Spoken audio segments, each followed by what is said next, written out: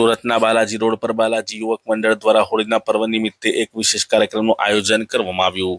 સુરતના બાલાજી રોડ પર બાલાજી યુવક મંડળ દ્વારા હોળીના પર્વ નિમિત્તે એક વિશેષ કાર્યક્રમનું આયોજન કરવામાં આવ્યું હતું। મંડળના સભ્ય જિજ્ઞાસા દીપક તેલંગે મીડિયા સાથે વાતચીત કરતા આ કાર્યક્રમની વિશેષતાઓ જણાવી હતી। આ મંડળ દ્વારા દર વર્ષે અલગ અલગ થીમ પર હોળીની ઉજવણી કરવામાં આવે છે। આ વર્ષે અષ્ટવિનાયક થીમ રાખવામાં આવી છે, જેમાં ભગવાન ગણેશના 8 સ્વરૂપો વિશે માહિતી અને કટઆઉટ પ્રદર્શિત કરવામાં આવ્યા। આ આયોજનનો મુખ્ય હેતુ ધાર્મિક શાસ્ત્રોમાં રહેલી માહિતી લોકો સુધી પહોંચાડવાનો અને નવી પેઢીને પૌરાણિક કથાઓથી માહિતગાર કરવાનો છે। આ કાર્યક્રમને સફળ બનાવવા માટે બાલાજી યુવક મંડળ અને મહિલા મંડળના સભ્યોએ ભારે ઉત્સાહપૂર્વક સહયોગ આપ્યો છે।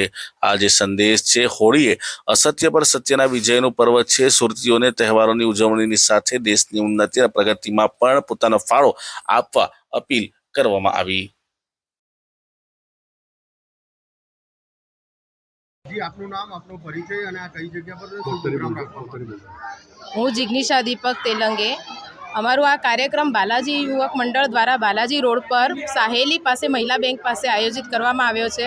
અમારા મંડળની ખાસિયત એ છે કે દર વર્ષે અલગ અલગ થીમ દ્વારા અમે હોળીની ઉજવણી કરીએ છીએ। આ વર્ષે અષ્ટવિનાયકની થીમ છે, જેમાં દરેકે દરેક વિનાયક વિશેની માહિતી અને એમના વિશેની માહિતી જે કટઆઉટ અને એમની મૂર્તિ વગેરે મૂકવામાં આવી છે।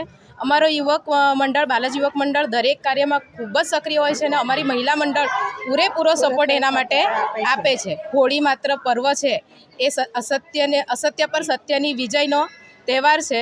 ભક્ત પ્રહલાદની વાર્તા વિશે આપણે સૌ જાણીએ છીએ અને આ આપણી પૌરાણિક વાર્તાઓ પરથી આપણે આજના સમયમાં બી ઘણી બધી પ્રેરણાઓ લઈ શકીએ છીએ।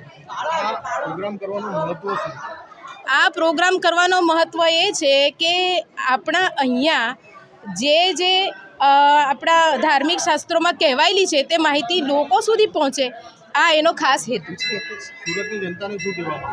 સુરતની જનતાને કહેવા માગું છું કે આપણા સુરતી લાલા મોજી લાલા તો દરેક તહેવાર ખૂબ ઉત્સાહથી ઉજવે છે, પરંતુ એની સાથે આપણી દેશની ઉન્નતિ અને પ્રગતિમાં આપણો ફાળો હોય, એ મારી અપીલ સર્વ સુરતીજનોને છે।